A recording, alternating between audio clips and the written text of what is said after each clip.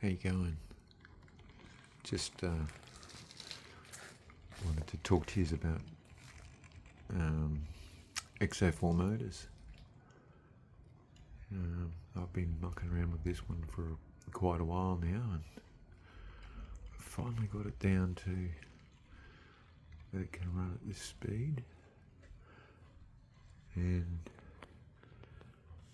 she's not very noisy at all. I'll just put a bit more juice into it and we'll just get it to gradually speed up.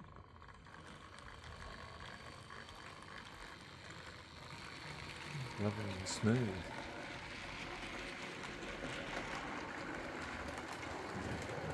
There's not many of my other X04s like that. In fact, they're very difficult to get to run smoothly and quietly. They'll run smoothly, but the growl on them is something else. Anyway, I've been doing a bit of reading about DC motors in general, just the 12 volt ones, and I picked up that I'll just show you on this one. If you come back into focus, yeah. These transistors here, they burn out. The resistors, rather, they burn out over time. And they might stop working, and you might not realise it. So it's worth your while to just check and see if it is still doing its job, because their job is to clean up any radio signals that come out of the motor, which is ostensibly a static or a noise. And also another tip that I picked up is that you put one of these ceramic disc capacitors on there, or if one or even two, maybe even three, and that can improve the situation as well. Just whack that one on just to show you.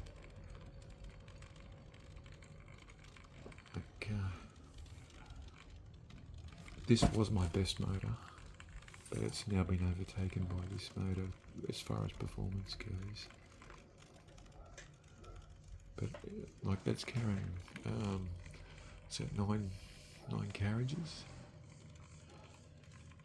and yeah, that's not too shabby a crawl for an X04. I mean, you can still hear some noise, but you know, give a motor a break. You know, these are coming up 70 years old, the design, maybe a little bit older, and you know, motors have come a long way. But yeah, just by putting a bit of grease in the bearings where the armature axles meet the bearings, that can help some of the vibration. But also those resistors there, they do a job, and you should check them to see if yours are still working, if you've got a really noisy motor, because let's face it, these are 50 to 70 years old, these resistors, the original ones, and you know, they do, I think the term he used was dry out over time. They use their effectiveness, and you know, they become useless. And the capacitor, it also does a job of evening out the current, stops the erratic current coming into the motor. It stabilises it. So that was the way he kind of explained it. I'm not an electrician, so I'm just a tinkerer. It sounded right to me. It's just enough capacitance in there to just equal it out. And then he just said if it's not working with one, put two or three of them on. And you should note quite a marked difference in the performance of the motor. So anyhow, I'll just give it a run around. I might just take that one off because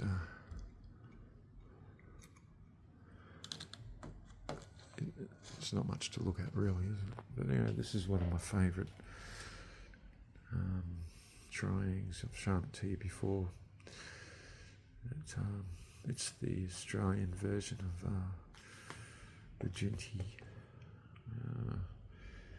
with the headlight on it there like that. It's typically Australian because it's would have been a requirement for the engine to have a headlight on it to run in Australia, even though it's got BR stickers on it. And she's done up in an English livery. Anyway, I'm not too sure that we imported too many Ginties. But we'll give her a run. We'll give it the benefit of the doubt. Anyway, that's its commencement speed. And just gradually take off. Lovely and smooth. It's a pity that the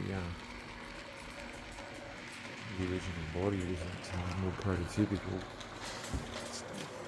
Underneath the boiler's filled in with it because of the construction of the chassis to hide it.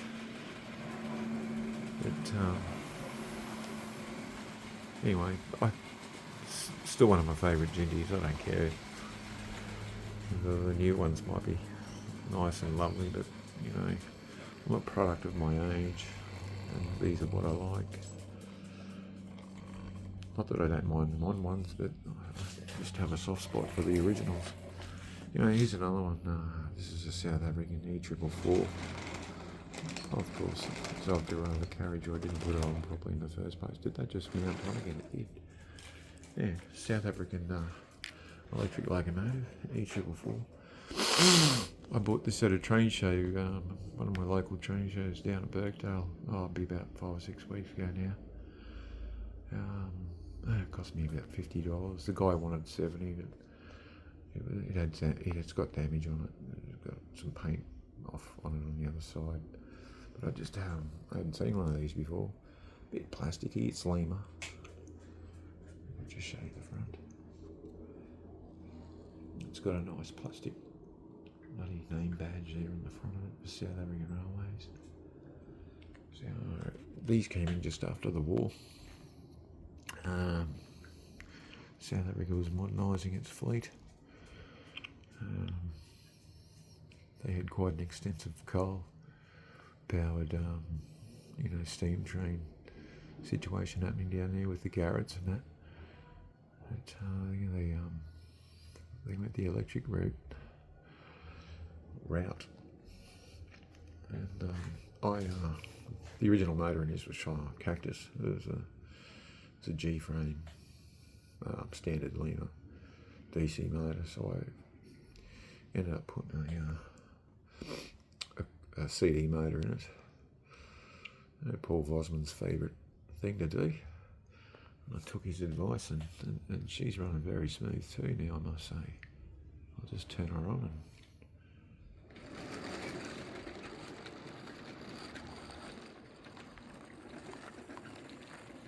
and just about noiseless.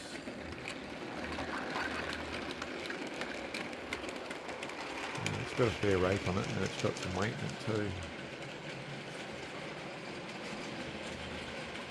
Now, this thing is growling like anything with the gears and shoveling and all that type of thing with the old motor, but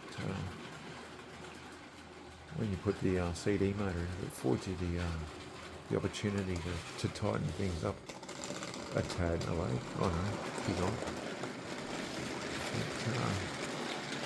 She's turned into a nice little run.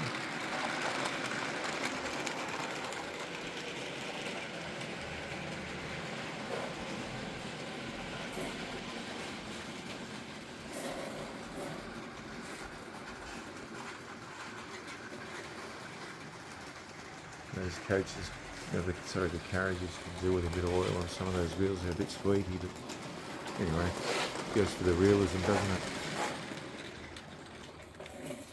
Anyway, she crawls beautifully too, I must say.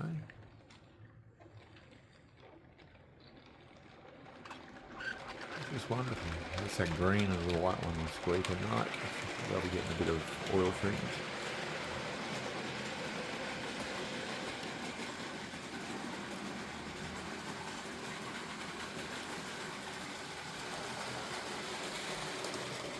And I'll just pull her up here, nice and slow.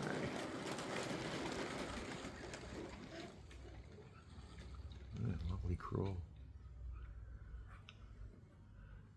Slide this thing out of the way. And a nice little novelty engine from Lima.